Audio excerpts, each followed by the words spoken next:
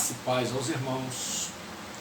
Eu sou o reverendo Gilberto Rebouças e nós estamos iniciando mais uma aula do ESTAD, Seminário Teológico à Distância, seminário preparado com amor para ajudar na parte acadêmica aqueles que não têm condição, por tempo, por uma série de coisas, de fazerem um seminário presencial de segunda a sexta.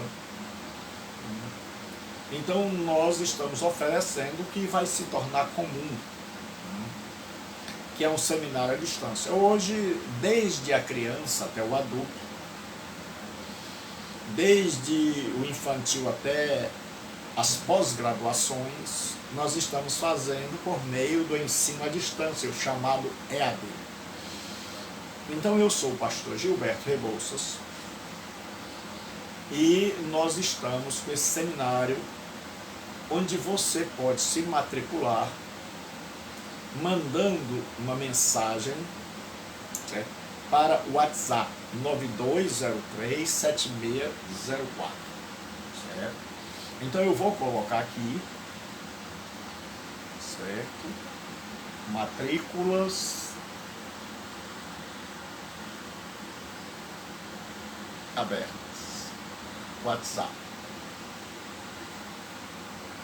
Aí eu vou colocar mais 55, que é se você estiver fora do Brasil, você que está fora do Brasil, 85 é o código de Fortaleza, Ceará, onde eu moro. Aí todo telefone agora tem um 9 na frente. E aí, 9203-7604. Deixa eu só conferir. 9203-7604. Certo? Aí você pode fazer a matrícula, certo? Seminário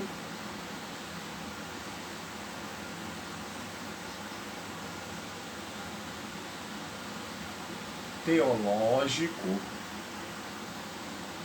à Distância, certo? O ESTAD.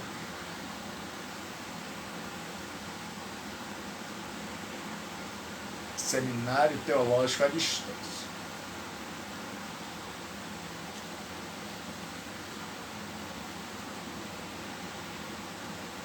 Aí nós temos agora,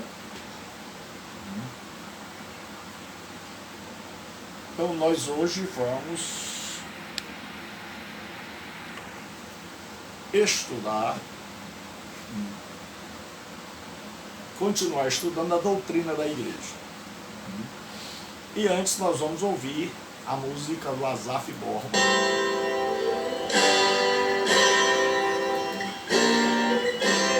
Quando terminar esta vida e lá no céu eu chegar, haverá uma multidão de irmãos esperando pra me abraçar.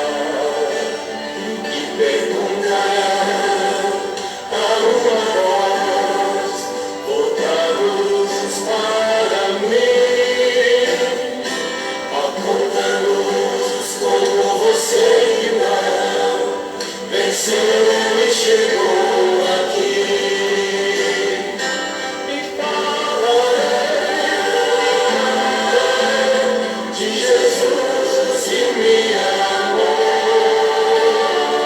e que por este pecador a si mesmo se entregou. E falarei e cantarei de Jesus que me amou e que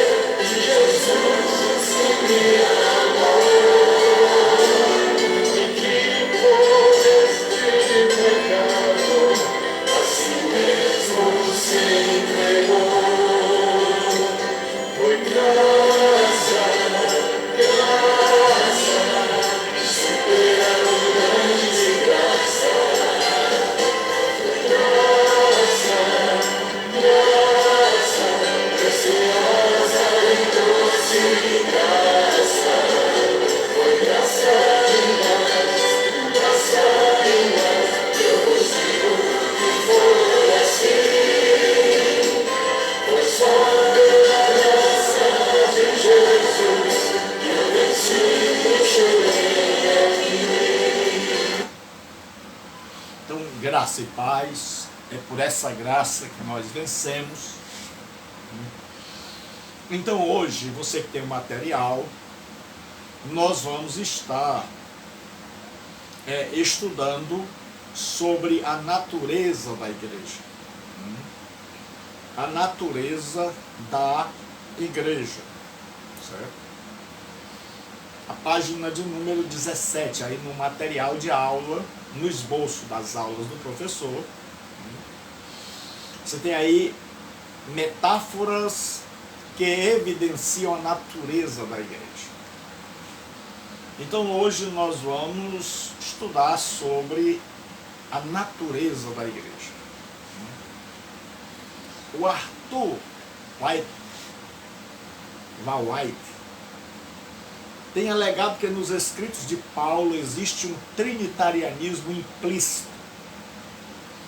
Se apresenta na maneira pela qual ele entende a igreja, pois ele a descreve como o povo de Deus, o corpo de Cristo e o templo do Espírito Santo. Então, o Arthur White, ele diz o seguinte: Paulo, nos escritos de Paulo, existe um trinitarianismo explícito, que se apresenta na maneira pela qual ele entende a igreja.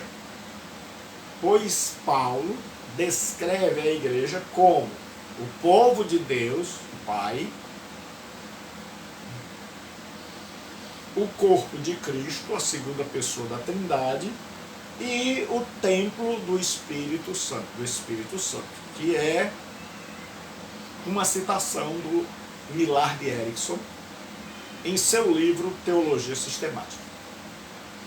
Então, quando Paulo vai comparar, fazer uma metáfora da igreja, que é uma comparação sem usar o como, ele usa o corpo humano para falar que a igreja ela é um corpo.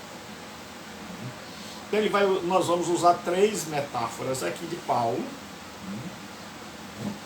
a igreja como corpo,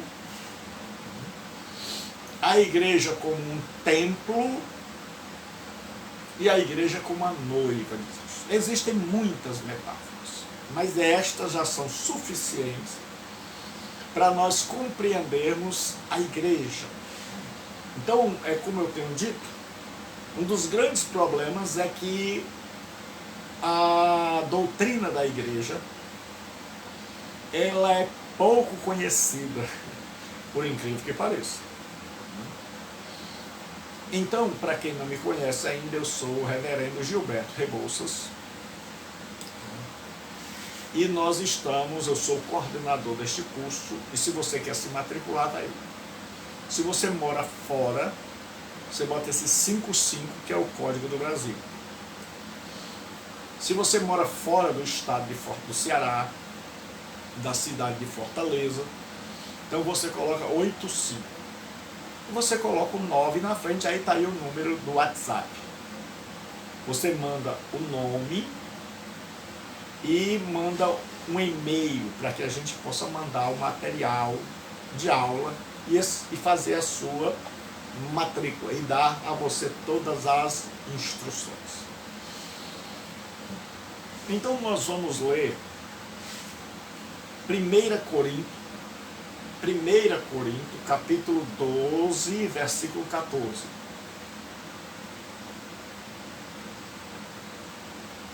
Porque diz assim: porque também o corpo não é um só membro, mas muitos. Senhor nosso Deus, Pai, nós estamos em Tua presença e pedimos que o Senhor derrame da Tua bênção sobre as nossas vidas. Em nome de Jesus Cristo, nós pedimos, nós oramos e nós agradecemos. Então, nós vamos ver que Paulo vai usar a metáfora do corpo para nos ensinar eclesiologia, a doutrina da igreja. Então a metáfora do corpo completo, incluindo a cabeça. Paulo vai usar em duas ocasiões a metáfora do corpo. Uma, esta que nós estamos vendo em Corinto 12, e onde a igreja é o corpo inteiro. E em Efésios, onde ele vai mostrar que Jesus é a cabeça e a igreja é o seu corpo. Então, para Paulo, a igreja é o corpo de Cristo. Então ele vai usar, certo, esta metáfora do corpo completo, incluindo a cabeça. Ele vai falar da unidade na diversidade. Paulo vai dizer que a igreja é una. Não existem duas igrejas, várias igrejas. Existe uma igreja. A igreja é uma unidade, não é uma única pessoa. A igreja é como um corpo que tem vários membros, e membros diferentes, e membros com funções diferentes, mas funções que se completam. Por exemplo, as pernas e os pés carregam o corpo. A cabeça orienta os pés a não caírem no buraco. Os olhos ajudam a manter a direção. As mãos apanham aquilo que precisa no mercado. Então todo o corpo, quando você está trabalhando, quando você está andando, todos os sentidos, todos os membros do corpo estão funcionando. Os olhos estão vendo, os ouvidos estão ouvindo, o olfato está sentindo o cheiro, o paladar está sentindo o gosto, as mãos estão fazendo alguma coisa, os pés estão fazendo outra coisa. Então o corpo inteiro. Mas não existe uma individualidade. Ou seja, o braço não se separa do corpo. As pernas não se separam do corpo. Então todos fazem coisas diferentes, mas são uma unidade, trabalham para o corpo. Então Paulo diz isso, ele diz: o corpo não é um só membro. Tem muita gente que acha que o corpo, a igreja, era para ser todo mundo igual. E eles não entenderam. O corpo, pelo contrário, se o corpo todo fosse igual, seria um absurdo. Você já imaginou o corpo só feito de cabeça? Seria um monstro. Então a diversidade é que vai fazer a beleza do corpo. Mas essa diversidade, essa pluralidade de membros, trabalham com um único objetivo: o corpo. Então, assim, na igreja, nós temos muitos membros, mas estes membros estão ligados pelo Espírito Santo e formam um único corpo. E nenhum membro está separado do corpo, porque no momento que há uma separação, esse membro morre. Então, o que acontece? Quando você separa um membro do corpo, que é o que a gente chama na medicina de amputação, significa que esse membro está doente, está morto, e o corpo vai sobreviver, mas este membro não. Então, o membro amputado, o membro que não pertence mais ao corpo, não tem mais vida. Por isso é que é tão importante a questão da disciplina. A excomunhão era a última opção da igreja. Era amputar, era cortar um membro do corpo de Cristo que estava doente, causando problemas, que não tinha reversão, que não tinha como mudar. Então, o único meio era a amputação. Então, isso se chamava de excomunhão. É quando Paulo diz que aquele homem incestuoso de Corinto, ele fosse entregue a Satanás, expulso da comunhão da igreja, para a destruição da carne, para ver se ele se arrependia, e no dia do Senhor ele era salvo. Então nós somos um corpo, e nós só somos igreja enquanto estivermos unidos ao corpo de Cristo.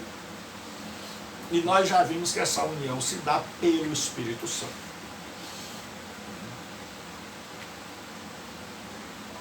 O Leon Morris, ele diz assim: a diversidade não é um atributo acidental do corpo.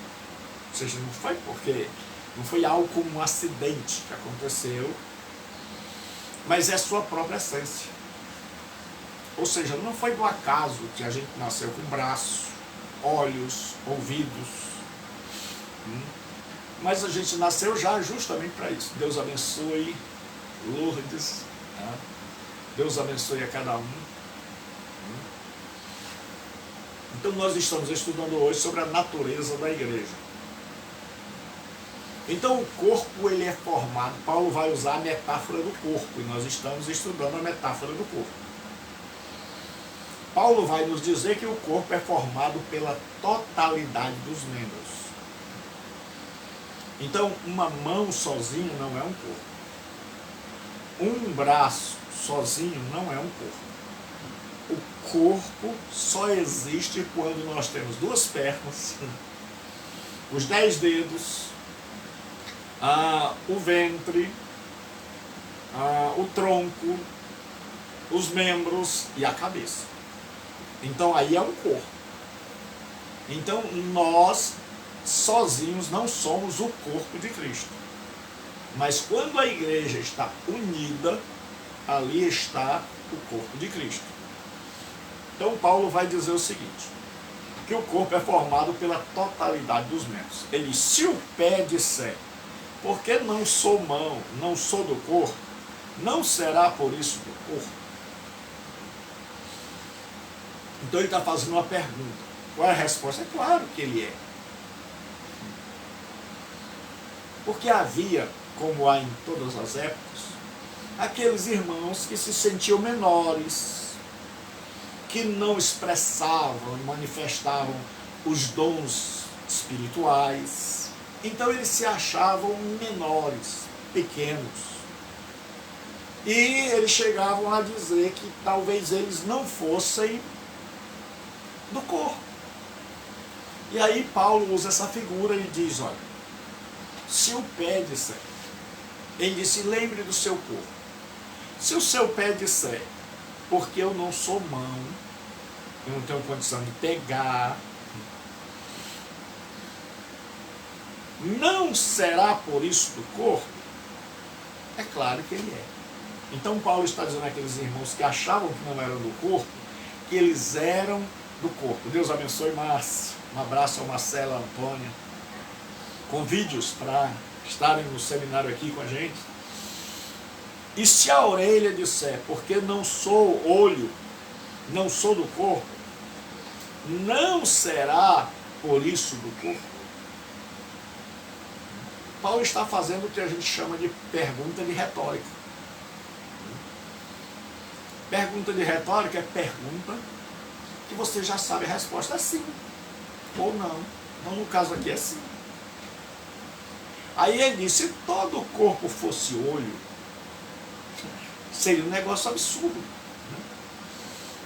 Onde estaria o ouvido?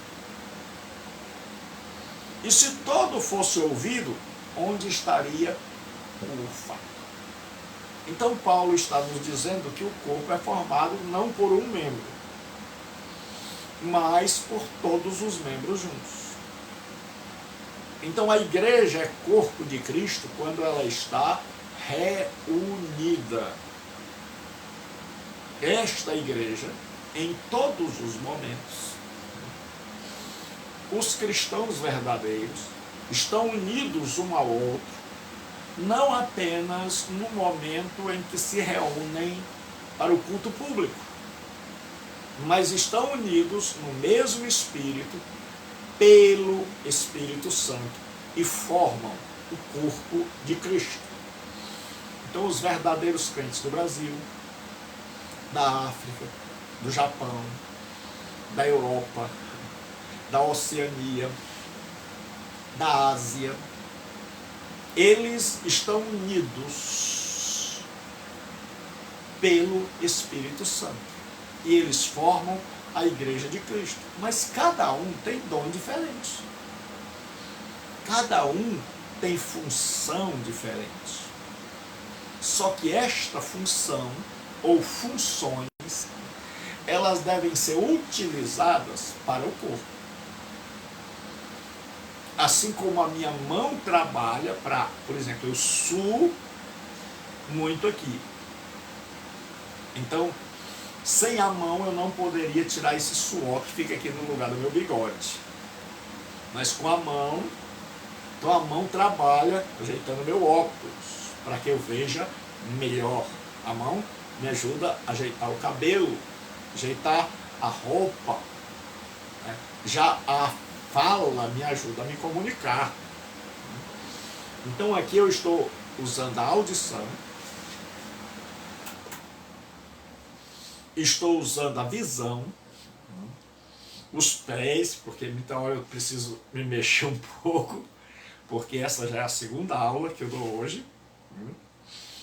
Então Paulo diz, olha, se existisse apenas um membro, o corpo não existiria. Então, o corpo é composto de vários membros. E a beleza do corpo está na sua pluralidade, na sua diversidade. Mas que trabalha para um único, com um único objetivo. Então, o Claude Weck, ele diz assim, não há cristianismo puramente particular, porque estar na igreja é estar em Cristo. E qualquer tentativa no sentido de fazer uma separação entre o relacionamento com Cristo pela fé e a afiliação na igreja é uma perversão do modo neotestamentário de entender o assunto. É o Michael Dussig, da Teologia Sistemática, uma perspectiva pentecostal. Então eu vou ler de novo. Claude Welk, ele diz assim: não há cristianismo puramente particular, porque estar na igreja é estar em Cristo.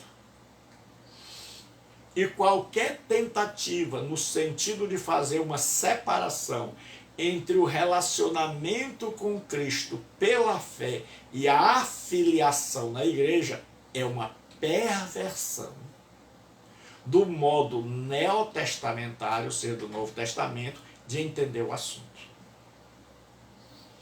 Então ele diz que se você está em Cristo, você precisa estar numa comunidade da fé.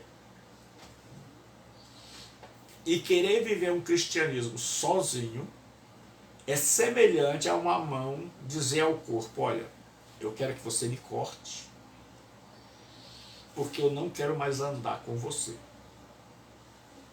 Você tem muitos problemas, você dá muito trabalho, então eu quero viver só. Então ele diz, não é esse caminho, não é por aí que o cristianismo do Novo Testamento é ensinado. O cristianismo do Novo Testamento ensina que a igreja é um corpo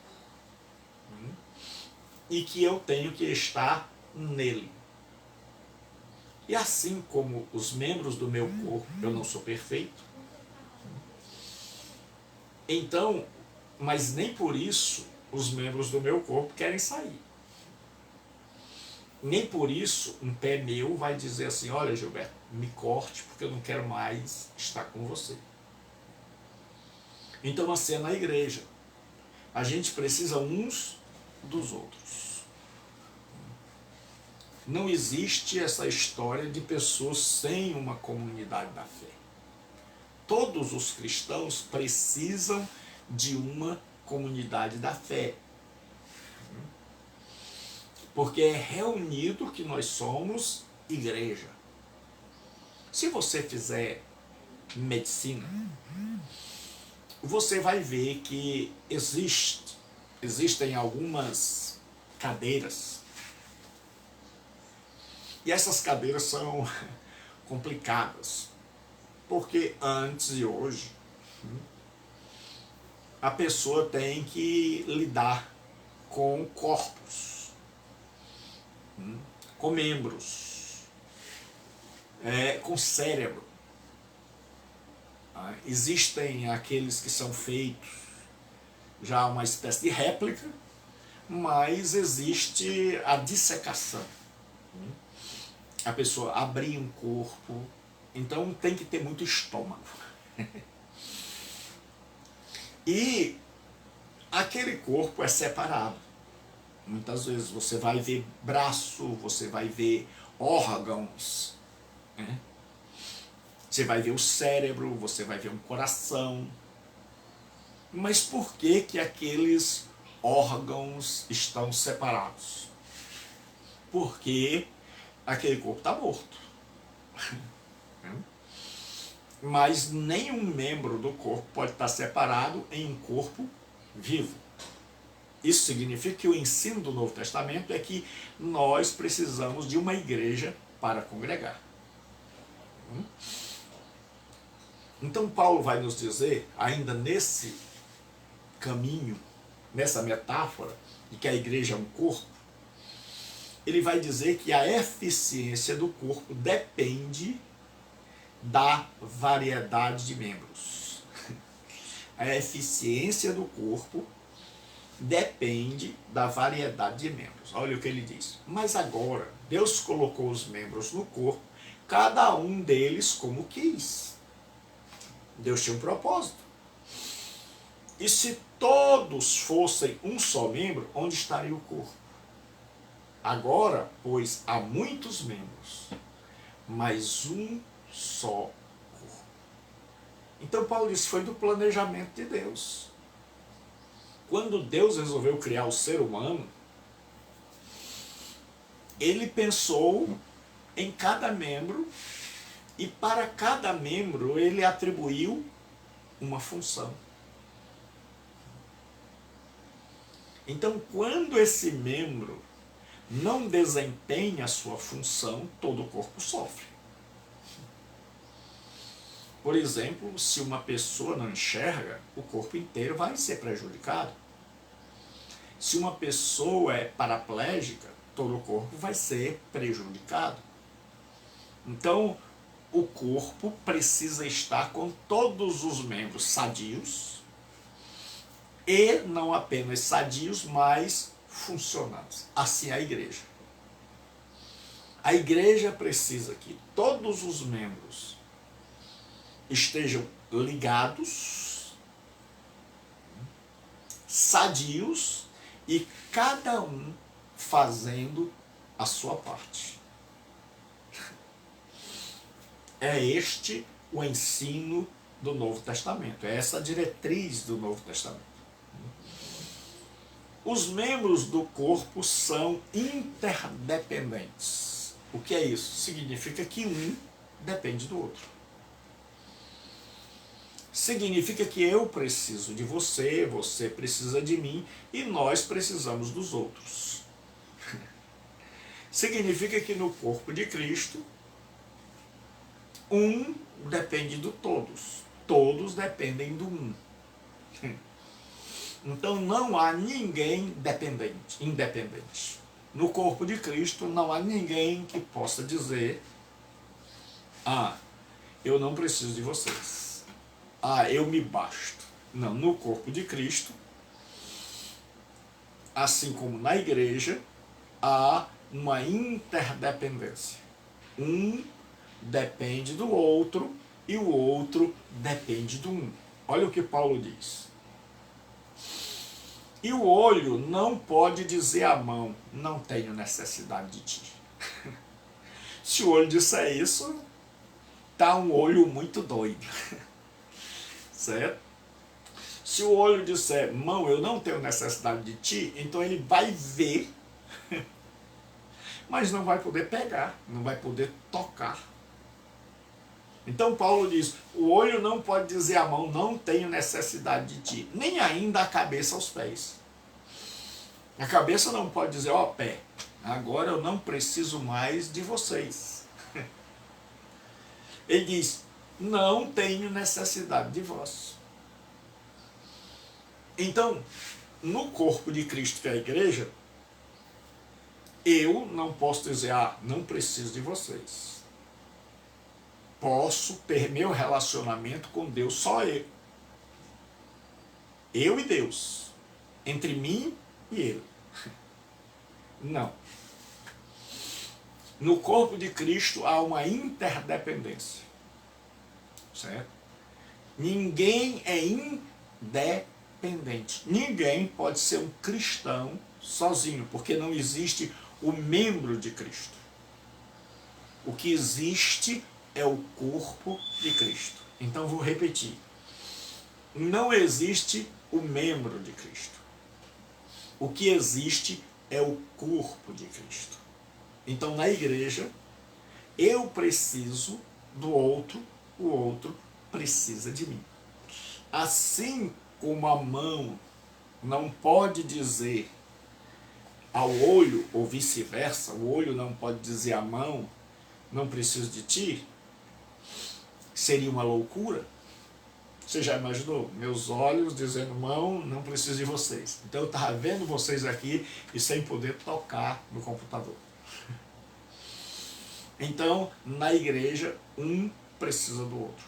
Não existe ninguém independente, todos são interdependentes. Ou seja, dependem uns dos outros e todos juntos dependemos do Pai, do Filho e do Espírito Santo.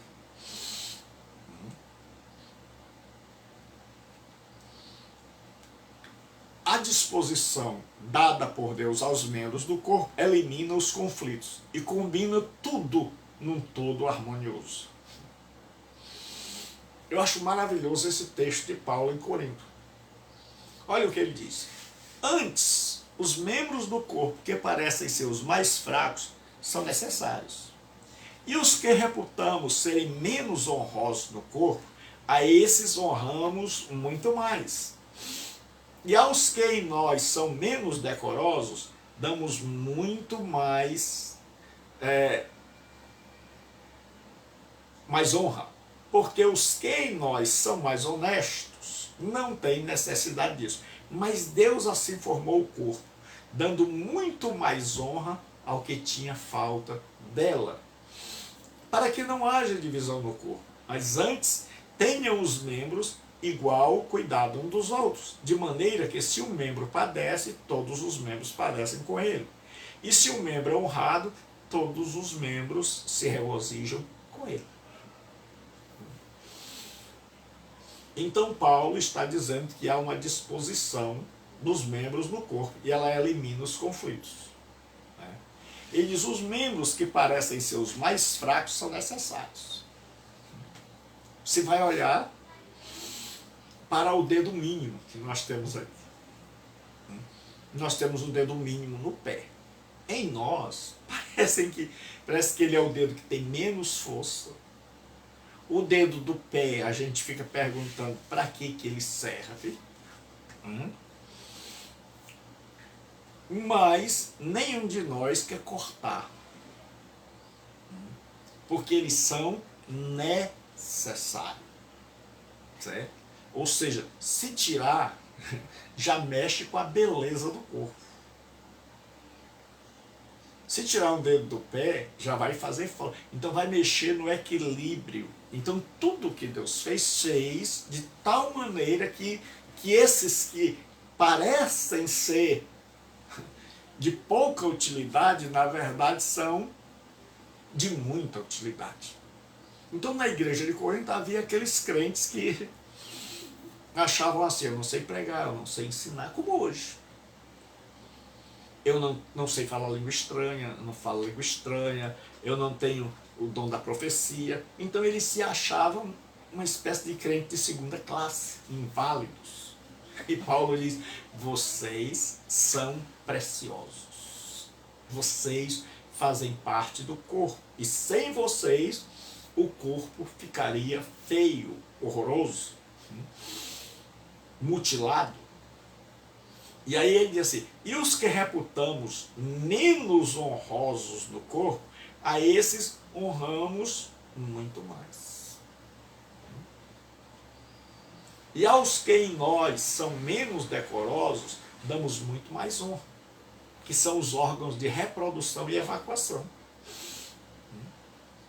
Então tem membro no corpo que você faz questão de mostrar. A pessoa, quando ela tem um peitoral bem definido, então ela faz questão de mostrar uma barriga tanquinho. Ela faz questão de mostrar. Mas ninguém quer mostrar os membros de reprodução e de evacuação.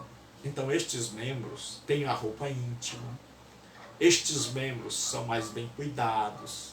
Estes membros são mais bem higienizados. Então estes membros nós damos mais honra, nós temos um cuidado maior com eles. Então Paulo está ensinando à igreja que aqueles membros que pareciam ser os menos honrosos na igreja, esses, assim como no corpo, deveriam receber muito mais honra. E hoje nós queremos dar honra a quem já tem honra. E o ensino de Paulo é dar honra a quem não tem. É que no corpo, ele pega a metáfora do corpo e ele diz: olha, se você tem um muque, um braço forte, se você tem os olhos azuis, se você tem um peito definido, a perna grossa, você não vai mais se preocupar, todo mundo está vendo. E ele diz: mas se você tem um membro fino, mirrado, um braço fino, uma perna fina, um pé torto, você vai cuidar mais dele. Você vai ter um cuidado com ele. E se você tem os órgãos de reprodução e de evacuação, a esse você vai higienizar mais. Esse você vai ter uma roupa íntima, não basta só a roupa de cima, ter a roupa de baixo. Você vai ter um cuidado maior, uma preocupação maior. Quando você sair, você vai cuidar para que ele esteja bem protegido, bem guardado, invisível. Então você dá uma honra maior a ele, você cuida maior daqueles que são menos decorosos. Então Paulo está dizendo que na igreja, aquele que já tem honra não precisa de tanto cuidado, aquele que já está forte, aquele que já está firme, aquele que já conhece a Deus.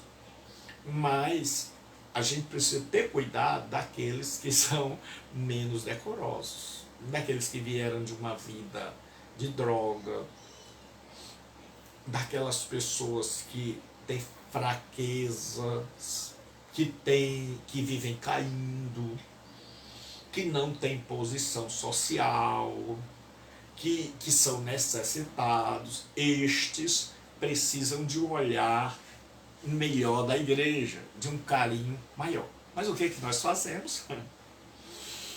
Nós honramos quem tem dinheiro, quem tem Hilux, e nós esquecemos daqueles membros que precisam de um olhar especial. Eu espero que Deus fale aos nossos corações e que nós possamos usar a nossa teologia para realmente cuidar do corpo de Cristo, que é a sua igreja. A unidade do corpo é evidenciada pela pluralidade de membros. Ou seja, o corpo não é um quartel onde todo mundo tem a mesma farda, o mesmo corte de cabelo, a mesma maneira de falar, certo? O corpo é uma unidade, mas ele tem uma pluralidade de membros. Então Paulo diz: ora, vós sois o corpo de Cristo. Veja que ele não está dizendo tu és, mas ele está dizendo vós, plural. Vós, igreja de Corinto, vós sois o corpo de Cristo. E seus membros em particular. Então ele está dizendo, a igreja como um todo é o corpo de Cristo. E cada cristão é um membro desse corpo. Então o Bancroft, em seu livro Teologia Elementar, Doutrinária e Conservadora, eu gosto muito do Bancroft, apesar de ser um livro bem simples, ele diz assim: a analogia da cabeça e do corpo que ilustra Cristo e a igreja em suas mútuas relações é muito feliz. Assim como a cabeça funciona através do corpo e seus membros, assim Cristo funciona através da igreja e seus membros. Então, como é que acontece? É que Cristo, ele age através da sua igreja. E a igreja age através dos seus membros. Então, como é que Cristo socorre o necessitado? Através da sua igreja. Então, como é que a igreja, como é que Cristo socorre os presos? Através da igreja. Então, como é que Cristo socorre as crianças abandonadas? Através da igreja. Então, a igreja precisa ter um trabalho que eu chamo sempre de retaguarda, que é pegar os investimentos, os dízimos e as ofertas e criar retaguarda. Como assim? Criar creche para quando uma mãe se converter e ela tiver sido abandonada pelo marido e ela tiver filhos e ela precisar ir trabalhar para ganhar o pão de cada dia, mas não tenha onde deixar o filho, a igreja possa dizer: problema resolvido. Nós temos uma creche que vai receber seu filho. Então a igreja tem que estar preparada para as demandas. Um dos grandes problemas da igreja hoje é que a igreja, ela promove demandas para as quais muitas vezes ela não pode resolver.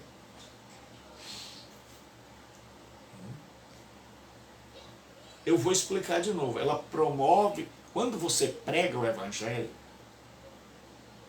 por exemplo, a polícia, o Estado, resolve invadir uma favela para tirar o poder do tráfico. E aí eles invadem.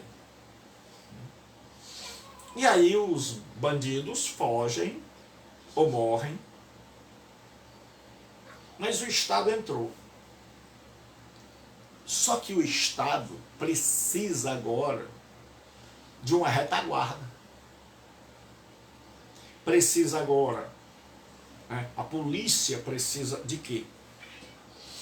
De que o Estado coloque lá escola, saúde, trabalho, lazer. Então, quando o Estado entra com tudo isso, então ele ocupou aquele terreno. É como Jesus disse: se um demônio é expulso, ele sai por aí. Se ele volta e a casa está limpa e varrida, mas não ocupada, ele traz mais 7, com ele 8, e o último estado fica pior. Então, muitas vezes, as intervenções que a polícia faz, elas deixam o ambiente pior. Por quê? Porque o Estado não ocupa com a educação, com saúde, com a presença policial ali para garantir a segurança do cidadão. Então o bandido volta, e volta com mais raiva e com mais poder, porque aquele lugar está vazio, porque o Estado não ocupou. Assim acontece muitas vezes na igreja.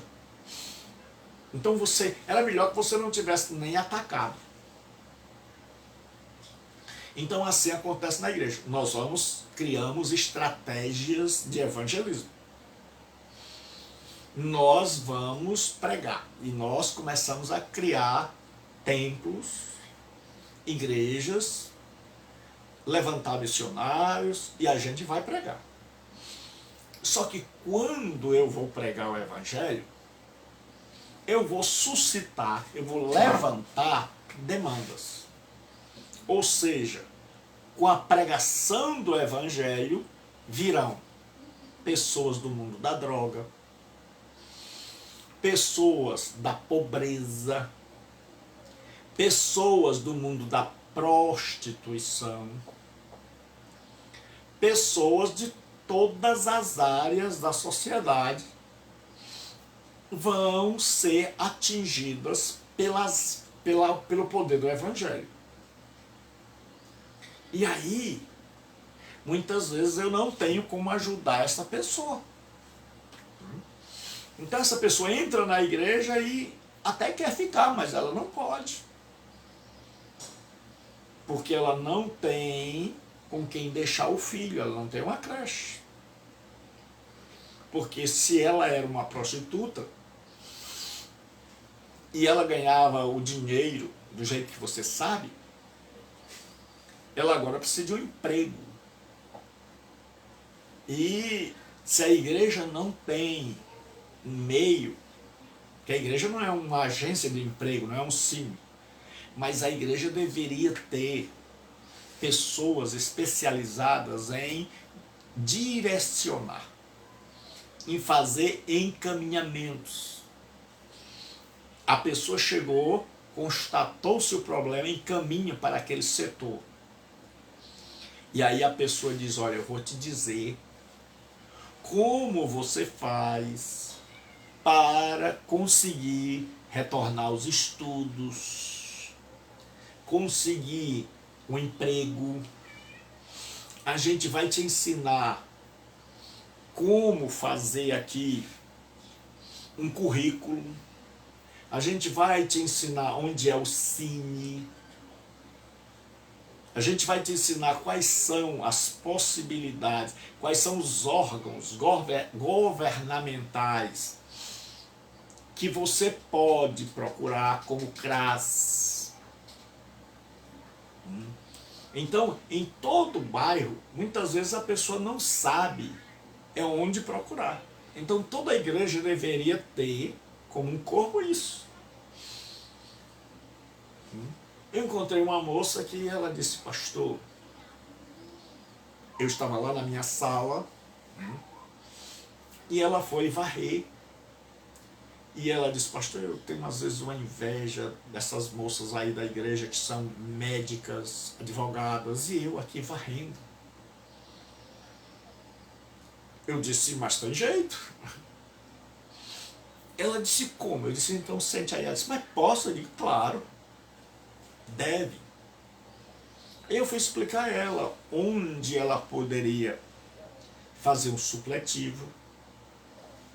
Mesmo trabalhando, ela iria lá, pegaria as apostilas, estudaria, faria as provas, concluiria. Existe, para alguém que tem mais de 30 anos, você fazer um exame, uma prova, para você não precisar mais, para você ter a conclusão do seu ensino médio.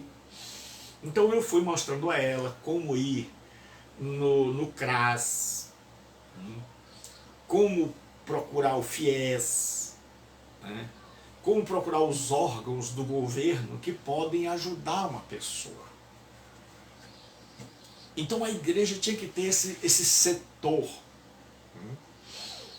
de gente que orienta as pessoas que chegaram lá e disseram: me converti, e aí, agora? Como é que eu vivo? E agora, como é que eu faço? E agora? A igreja devia criar colégios para poder ensinar, para que os filhos não... Aí estamos preocupados com a ideologia de gênero. Mas se a igreja criasse seus colégios, porque foi isso que a igreja católica fez. A igreja católica, nesse sentido, tem sido uma bênção. A igreja católica criou as universidades, é tanto que hoje tem a PUC, Pontifícia Universidade Católica. Então, em muitos lugares, tem as universidades católicas, tem os colégios de referência, como aqui em Fortaleza, tem um colégio que eu gosto muito e que dou palestra lá sobre dependência química, e os padres gostam muito de mim e eu também gosto deles. É o Colégio Santo Inácio, que eles têm um colégio de qualidade, né? Nós temos aqui o Colégio Batista, o Hospital Batista de Fortaleza. Então a igreja deveria ter isso, para amparar, né? Para ter uma retaguarda, para que, à medida em que eu vou, porque quando eu vou pregando, o corpo de Cristo vai crescendo. O corpo de Cristo vai... É tanto que eu vou dar um exemplo. Você vai crescendo, as roupas não servem mais. Eu tenho 1,80 m. Até meus 30 anos, eu tinha 56 quilos. Você já imaginou, eu era um esqueleto. Então minhas roupas, a calça era 36. Hoje eu tenho 85 quilos. Eu estou com 57 anos, faço 58 agora dia 21 de outubro. Então, a roupa já não serve mais, meu amigo. Então, à medida em que eu fui ganhando massa muscular, certo? À medida em que eu fui ganhando carne, peso, foi suscitando demanda, necessidade de novas roupas.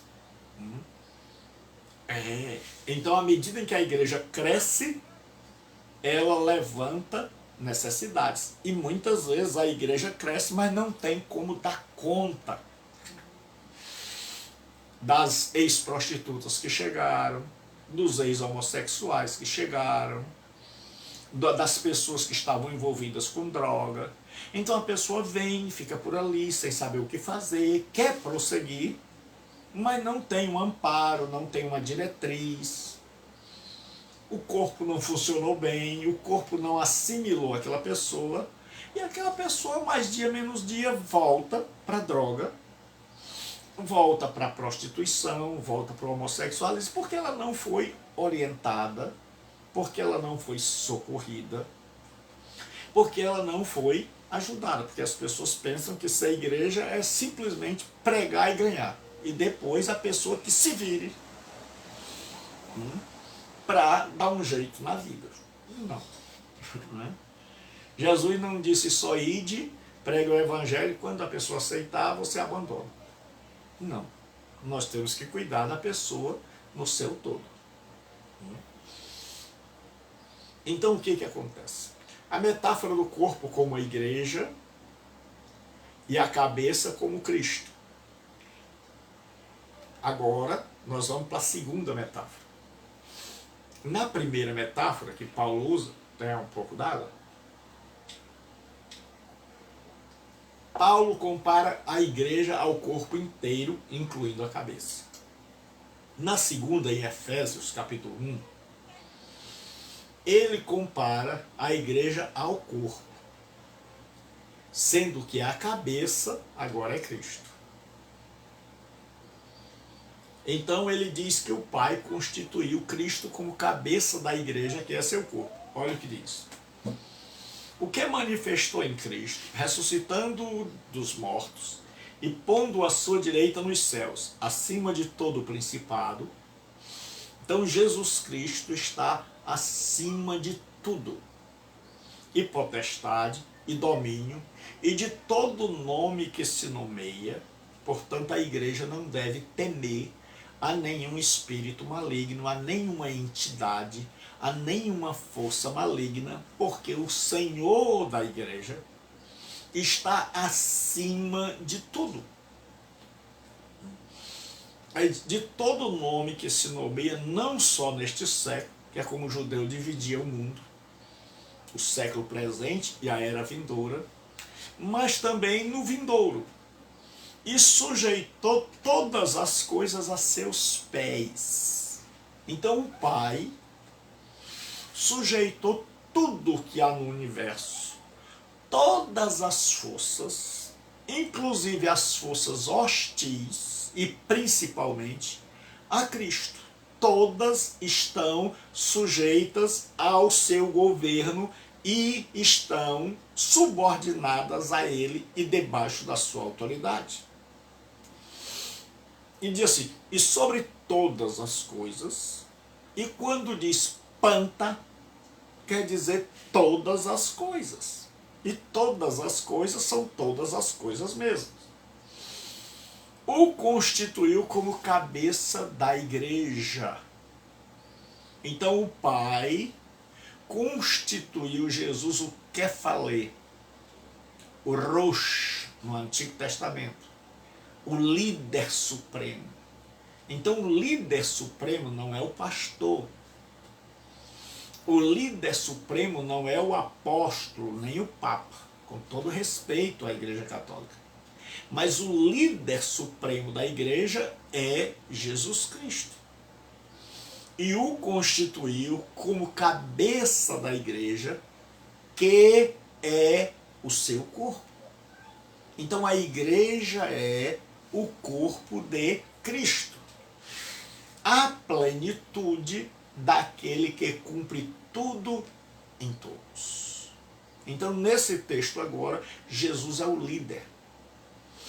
É o cabeça, é o comandante, é o chefe, é o primeiro, é o rei, é o Senhor. E a igreja é o seu corpo. Então há uma união vital entre o corpo e a cabeça. Se você separar a cabeça do corpo, está morto. Então não existe igreja sem Cristo. Então, onde há igreja, há a supremacia, o governo, a direção de Cristo.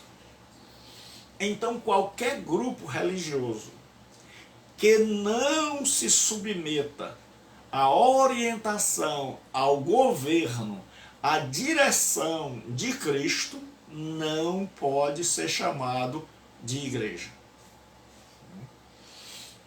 Em segundo lugar, Cristo, como cabeça da igreja, efetua o seu crescimento.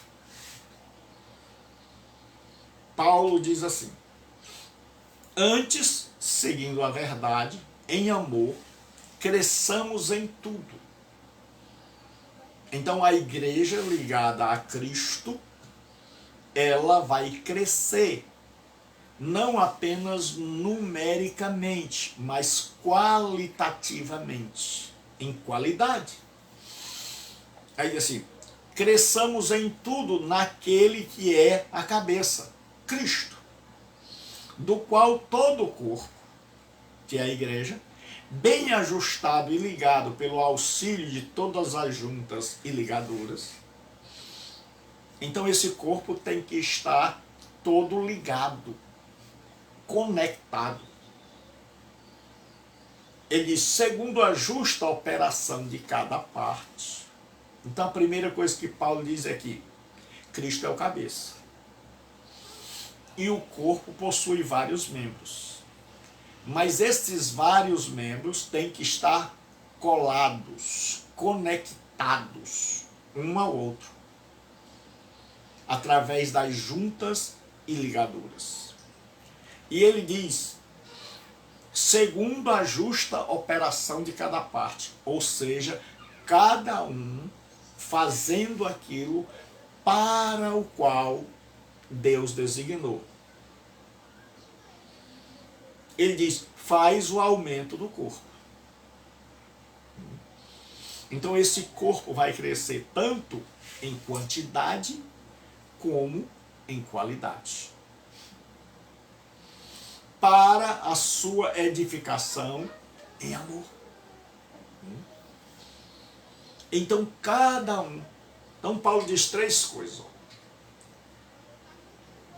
Antes, seguindo a verdade em amor, cresçamos em tudo. Primeira coisa que ele diz é cresçamos em tudo naquele que é o cabeça, Cristo. Se Cristo é o cabeça, então ninguém que está nele, como membro do seu corpo, pode continuar do mesmo jeito. Então, nós somos convidados ao crescimento. Aí ele diz, do qual todo o corpo bem ajustado. Então, como é que se dá o crescimento na igreja? É que todo esse corpo, que é a igreja, deve estar bem ajustado. Cada pessoa no seu devido lugar. E ele diz assim, e não só bem ajustado, e ligado pelo auxílio de todas as juntas. Então o corpo deve estar em primeiro lugar bem ajustado, em segundo lugar ligado. Não pode haver ninguém separado, ninguém fora. Todo mundo tem que dizer, estou dentro. Todos têm que estar ligados, assim como o corpo. O braço está ligado ao tronco, certo? A cabeça está ligada ao corpo, pelo pescoço. Então, Paulo diz, e ligado pelo auxílio de todas as juntas, segundo a justa operação de cada parte. Então, cada um está fazendo a sua parte. A mão pega, o olho vê, a boca fala, o ouvido ouve. Então, o corpo de Cristo todo, cada um está usando o dom que Deus lhe deu. O grande problema é que tem muita gente que ainda não descobriu qual é a sua função no corpo. E todo mundo tem. Não existe um membro do corpo sem função. Eu preciso descobrir qual a minha função no corpo, para que eu faça a minha parte. Porque se eu não fizer a minha parte, o corpo todo vai sofrer. Aí ele diz, segundo a justa operação de cada parte, então quando cada parte, quando a mão pega, o olho vê, o ouvido ouve, quando tudo está funcionando normal, nós dizemos que o corpo está bem. Então ele diz, faz o aumento do corpo. Para a sua edificação em amor. Então quando cada membro descobre seu dom, seu trabalho, então um ganha, o outro ensina, o outro socorre, o outro empresta o ombro, o outro visita, o outro educa, ensina. Então cada um de nós vai usando seus dons. Então quem é professor vai lá e tira um momento e diz, olha pessoal, vocês aí que pararam os estudos, eu vou tirar um momento do meu dia para ensinar vocês, para dar reforço, gratuitamente. Aí a pessoa vai lá. Aí o outro que tem uma profissão, ele diz, olha pessoal, eu quero ensinar aquelas pessoas que estão desempregadas, que não têm uma profissão, e nós vamos tirar um dia. O grande problema é que os nossos templos eles são tão sacrossantos que as pessoas não podem fazer nada dentro, a não ser cantar, orar, certo? Mas você já imaginou que revolução, se a pessoa chegasse na igreja desempregada, ela chegasse na igreja sem uma profissão, semi-analfabeta, e aí ela fosse educada, aqueles que são professores, ensinassem, e ela saísse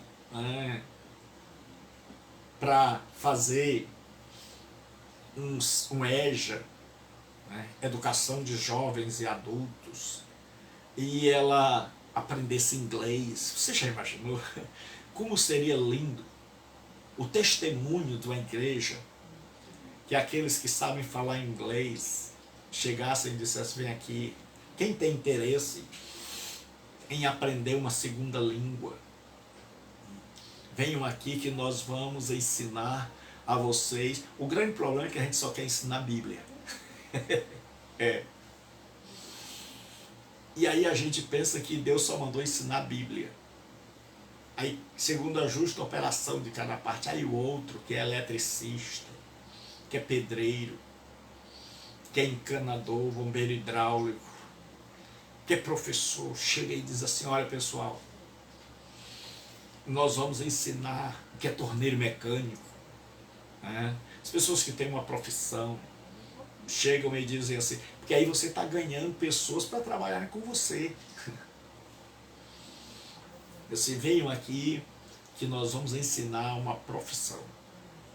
Você já imaginou? Aí aquelas pessoas que foram tratadas da dependência, da compulsão sexual, criassem reuniões para aquelas pessoas que chegam na igreja e que dizem, olha rapaz, eu não me aguento 6 meses, eu caio, a minha compulsão sexual é terrível. Eu tenho problemas com o uso de drogas. Mas lá na igreja tivesse um departamento para isso. Então nós estamos precisando melhorar muito o trabalho da igreja. Porque alguns departamentos que nós temos já estão superados. E a igreja é um corpo e precisa crescer. Precisa estar com resposta para as novas demandas. Então a igreja como corpo, ela está ligada a Cristo. Ele diz, portanto, ninguém vos julgue pelo comer ou pelo beber, ou por causa dos dias de festa, ou da lua nova, ou dos sábados, que são sombra das coisas futuras. Mas o corpo é de Cristo.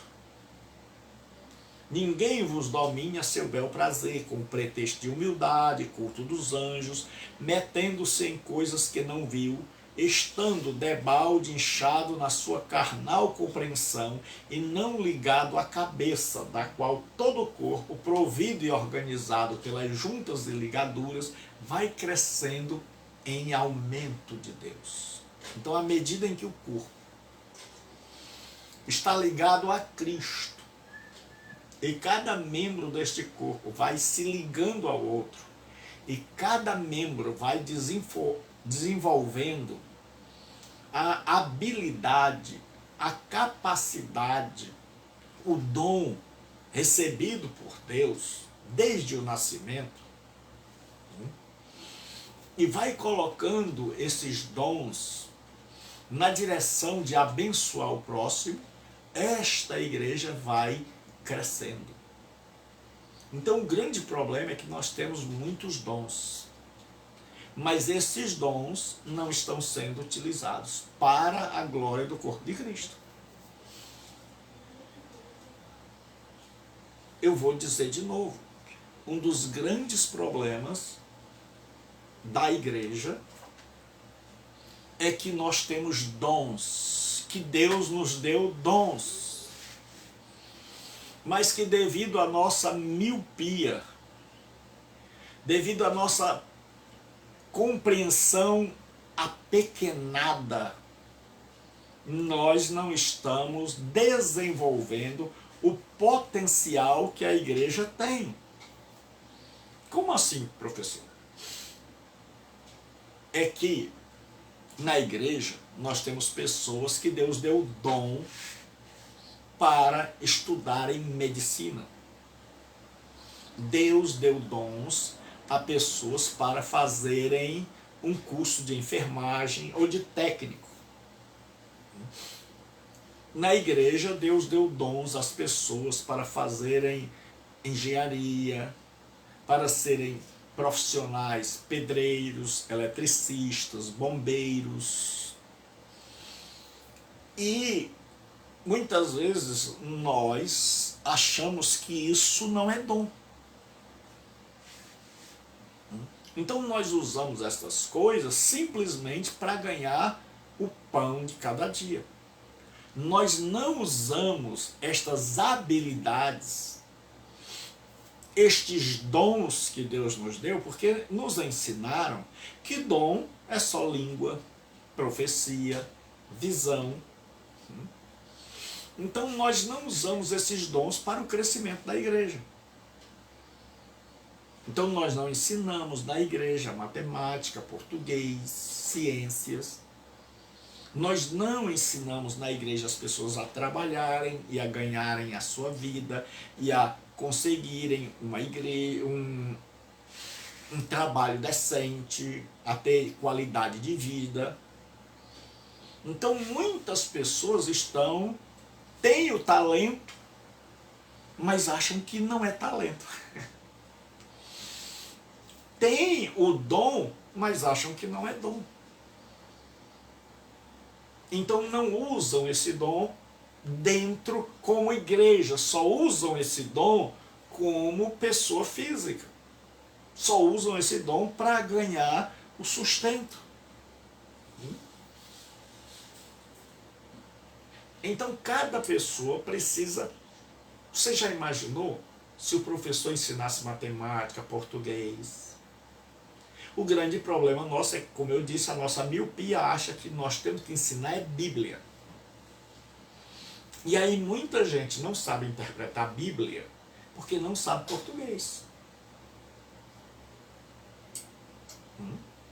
Ela tem dificuldades com a interpretação de textos e ela não lê bons livros porque ela não sabe ler direito.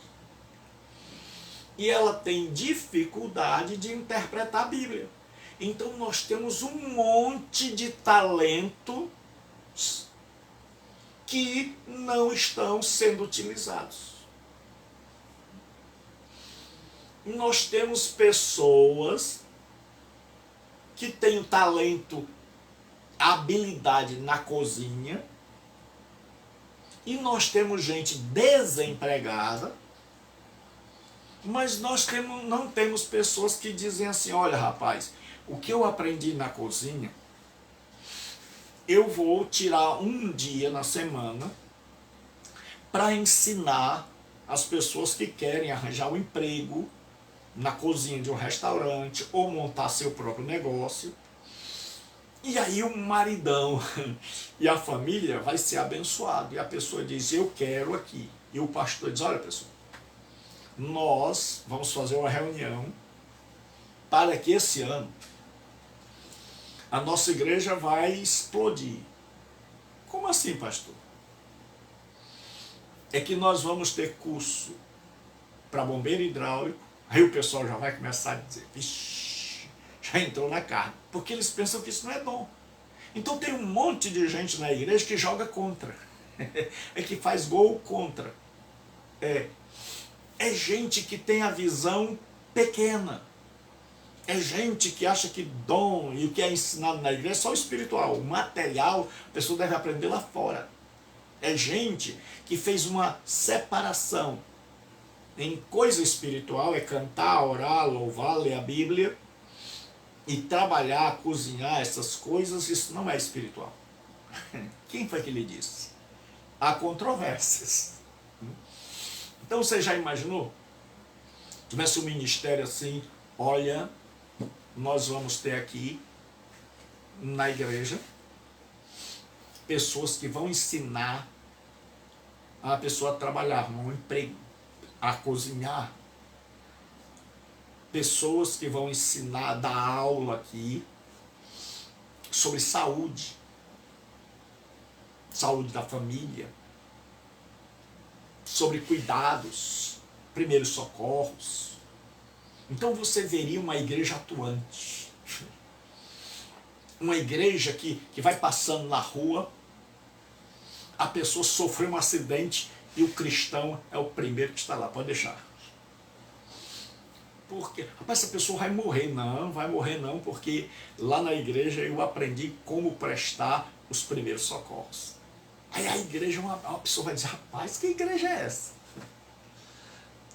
O marido que chega em casa e a mulher diz, meu filho, lá na igreja agora tem curso de culinária. Eu estou aprendendo para arranjar um emprego e te ajudar, mas não só te ajudar, mas a partir de agora você vai ter uma janta melhor. Então nós vamos ter casamentos melhores, nós vamos ter gente empregada, e com muita gente tá atrás de dinheiro, mais dízimo. Menos pessoas pedindo ajuda e mais pessoas abençoando. Mas o grande problema nosso é que, por causa da nossa falta de visão, nós estamos aí desse jeito. A pessoa chega na igreja e ela não cresce, ela não amadurece. Infelizmente, muitas vezes ela apodrece, por falta da nossa miopia espiritual. Então Paulo diz o seguinte, que a igreja, ele diz, mas o corpo é de Cristo, ninguém vos domine a seu bel prazer. A igreja não pode ser dominada por ninguém. Ninguém tem poder para dominar o povo de Deus. O cabeça é Cristo, os demais são irmãos. Aí ele diz assim, com pretexto de humildade e culto dos anjos. O que acontece? Na igreja de Colossos, tinha uma heresia lá, que era um ajuntamento de gnosticismo, de judaísmo e de astrologia. Então eles juntaram tudo isso e estavam ensinando lá naquela região do Vale do Rio Lico. E aí Epáfras vai a Roma, que era o dirigente desta igreja, e conta a Paulo do problema, do mega problema que ele está enfrentando. De pessoas que chegaram lá e dizem que entre Deus e o homem há um pleroma, uma distância enorme. Então Deus não se comunica direto com os homens, mas através de aeons ou emanações angelicais ou milhões de intermediários, que eram anjos. Os outros diziam o seguinte: olha, vocês, para serem salvos, vocês têm que guardar as festas anuais, mensais e semanais do judaísmo.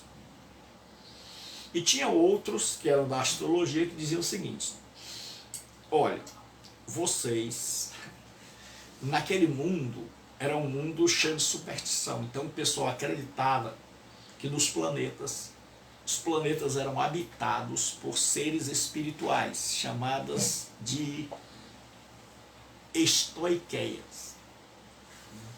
Então as estoiqueias, elas tinham poder, e até hoje o pessoal crê nisso, sobre a vida dos seres humanos. Então dizia-se o seguinte: você tem que aplacar essas estoiqueias. E como é que você aplaca as estoiqueias? Fazendo isso, fazendo aquilo.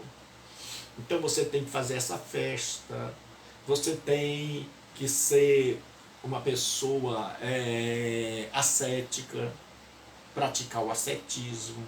Então você não pode tocar nisso, não pode tocar naquilo, não pode tocar naquilo outro. Certo? Igual a hoje.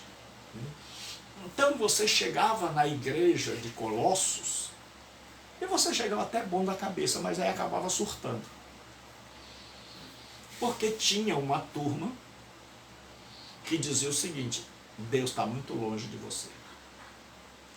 E você tem que agradar os mediadores. Aí, então você tem que prestar um culto aos anjos.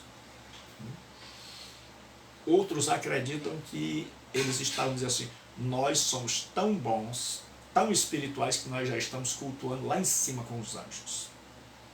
E aí outros chegavam e diziam assim: olha, mas não é suficiente só você cultuar os anjos.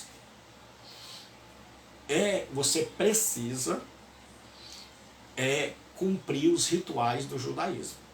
Você precisa cumprir as festas, estar atento ao calendário, ao dia certo, a começar na hora certa, a fazer do jeito certo, as festas anuais, as festas mensais e semanais. Então a pessoa, quando entrava, ela já ficava assim: Deus está distante. O medo tomava conta, a preocupação. Ah, mas e o calendário? Que dia é hoje? Que horas? E o que vai acontecer amanhã? E o que eu tenho que fazer amanhã? E outro grupo chegava e dizia assim: olha, tenha cuidado com os espíritos, as estoiqueias, que é chamado de elementos, rudimentos do mundo, ou espíritos elementares. Então, o que acontece? O povo vivia assombrado, vivia aterrorizado, com medo do espírito vir tocar. E aí vamos dizer isso a Paulo, que está preso em Roma. Então hoje há muitas igrejas onde a pessoa entra e, ao invés dela melhorar, dela ficar leve, feliz, alegre, ela assume uma carga pesadíssima. Ela acha que tem que se chegar a Deus de qualquer jeito, mas que Deus está tão longe que ela tem que procurar aí um monte de mediador, que hoje são líderes, apóstolos, paipóstolos, bispos. Então ela tem que chegar a esses mediadores, porque ela não pode ir direto a Deus. Por outro lado, tem outros que chegam e dizem assim: rapaz, olha, você tem que comprar um shofar, você tem que botar um kippá na cabeça, você tem que ter a menorá, vamos desenhar ali a menorá, aquele candelabro, vamos usar as roupas do judaísmo. certo? Vamos celebrar as festas aqui, são bonitas. Vamos fazer tudo isso, porque aí, se a gente fizer essas coisas, de derramar o azeite, comprar as especiarias, fazer o azeite, então a nossa igreja vai ficar com mais poder. Então aí todo mundo começa a querer aquele manto do líder, o kippah. O pessoal começa a achar bonito, em cima do púlpito ter a menorá, a estrela de Davi. Então estas coisas começam a tomar conta da igreja, e o pessoal vai achando, oh, que maravilha. Era assim que acontecia em Colossos. E aí chegam aqueles que dizem, olha, se vocês não fizerem essas coisas, o babau de noite vem pegar vocês. Então, tenham cuidado, certo? Então o povo começou a ser ascético. Não comia carne, era no legume. Não podia isso, não podia aquilo, não podia aquilo outro. Então o povo entrou na igreja e aí piorou. Você olhava para aquelas pessoas e você via elas achando que Deus era um Deus muito distante. Você olhava para aquelas pessoas e via aquelas pessoas judaizadas, com as coisas dos judeus, que era uma espécie de proteção. E você via aquelas pessoas, elas tinham medo de um monte de babau, de bicho, de demônio, de espírito. Então as pessoas entravam na igreja, elas estavam atormentadas. Aí quando Paulo ouve isso, ele escreve uma carta e ele diz o seguinte: ninguém vos julgue pelo comer ou pelo beber. Porque os que eram da ala judaica diziam, olha, vocês não podem beber determinadas coisas, nem podem comer determinadas coisas. Ou por causa dos dias de festa, que era a Páscoa, a festa do Pentecostes e o dos tabernáculos, ou da lua nova, que era a festa mensal, a lua nova começava o mês, era o recomeço, ou dos sábados, que eram as festas semanais. Aí ele diz assim, que são sombra das coisas futuras. Ele está dizendo, vocês não perceberam que isso eram sombras, que isso era ensino do Antigo Testamento, mas que você não conseguia ver a realidade? Ele diz, mas o corpo é de Cristo. Ele diz, mas a igreja não é mais uma sombra, a igreja já é a realidade. Ele diz, ninguém vos domine a seu bel prazer, porque o povo estava dominado pelo medo. Tem um monte de pastores, e na história da igreja existe o culto do terror, onde a igreja da época dizia que existe demônio em todo canto, e você tinha que comprar as relíquias para colocar atrás da porta, para colocar no bolso, para que as influências malignas não pegassem. Era superstição, que até hoje está nas igrejas. Ele disse, ao seu bel prazer, com um pretexto de humildade. Era gente que parecia espiritual. Porque ninguém faz essas coisas, eu sou o lobo mau. São pessoas que você olha e você diz assim, Deus abençoe, Roberto. As pessoas que vêm fazendo esse tipo de heresia, elas vêm debaixo de uma humildade, debaixo de jejum, debaixo de oração, a voz é mansa, a roupa é bem comportada. Elas são pessoas, como diz Paulo, com pretexto de humildade. A humildade é só um pretexto. Então esse povo tem uma espécie de habilidade, eles, e culto dos anjos. Então eles são humildes e levam você a achar que, olha, nós vamos cultuar os anjos, para que eles não venham pegar no nosso pé.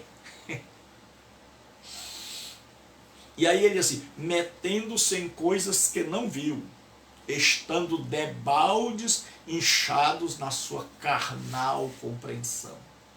Paulo diz, ó, eles que aparentam humildade, na verdade são arrogantes, estão inchados. Por que que eles incharam? Porque compreenderam as coisas de Deus com a sua mente carnal. E aí Paulo diz assim, e não ligados à cabeça. Paulo diz, não vá por esse povo, porque eles não estão ligados a Cristo. Qualquer igreja, qualquer ajuntamento de pessoas que não tenha Cristo como Supremo, como Senhor, e que não traga para o seu coração paz, liberdade, alegria e vida, esteja fora. Ele diz assim, não estão ligados à cabeça, do qual o corpo, provido e organizado pelas juntas e ligaduras, vai crescendo em aumento de Deus. Então, quando tudo está bem, a igreja cresce. Então, lembre-se, a natureza da igreja é semelhante a um corpo, onde nós temos muitos membros, mas um único corpo. E todos os membros ligados, fazendo cada um a sua parte. Esta igreja vai crescendo no amor de Deus e vai sendo uma bênção, vai sendo um instrumento de Deus no meio de uma sociedade carente, necessitada. E nós vamos ser as mãos de Deus, os pés de Deus, os olhos de Deus. Nós vamos ser Deus chegando lá. Deus chegando ao perdido. Deus chegando ao necessitado. Deus chegando ao doente. Deus chegando ao desempregado. Através da sua igreja. Da justa operação de cada parte. Então cada um de nós tem que pensar, como é que eu estou fazendo? Qual a minha contribuição? E lembre-se, não existe essa história de contribuição espiritual e contribuição material. Se você dá aula de português, sua contribuição será espiritual. Se você ensina uma pessoa a ter uma profissão, você está fazendo algo espiritual. Então, que Deus nos abençoe. Até a nossa próxima aula.